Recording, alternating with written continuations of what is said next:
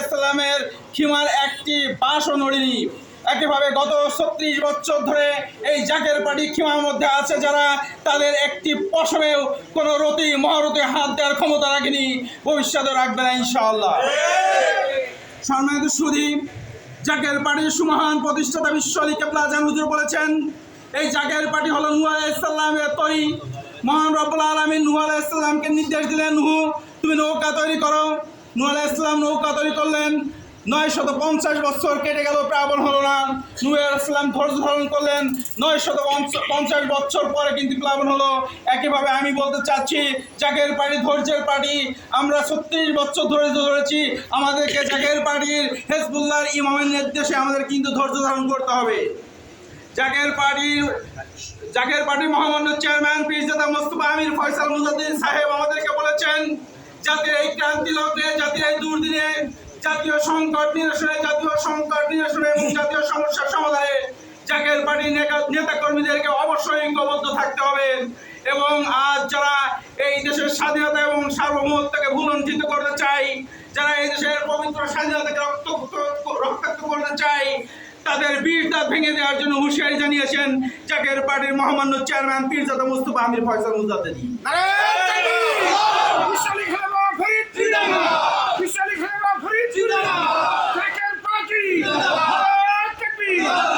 সম্মানিত সুধী, আমরা দেখতে পাচ্ছি একদল পোশাকে আলেম, তাদের মাথায় টুপি আছে, মুখে দাড়ি আছে, গায়ে জুব্বা আছে, হাতে কিতাব আছে।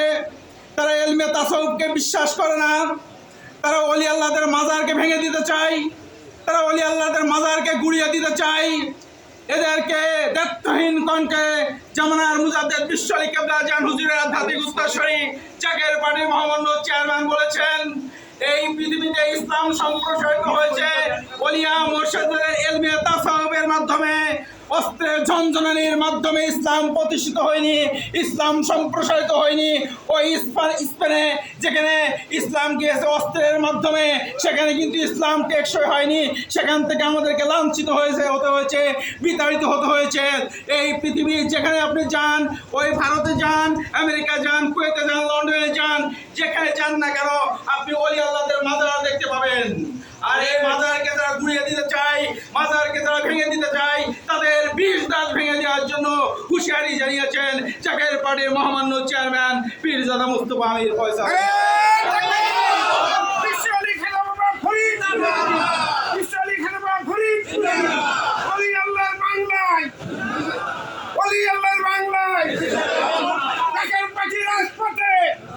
শান্তির সপক্ষে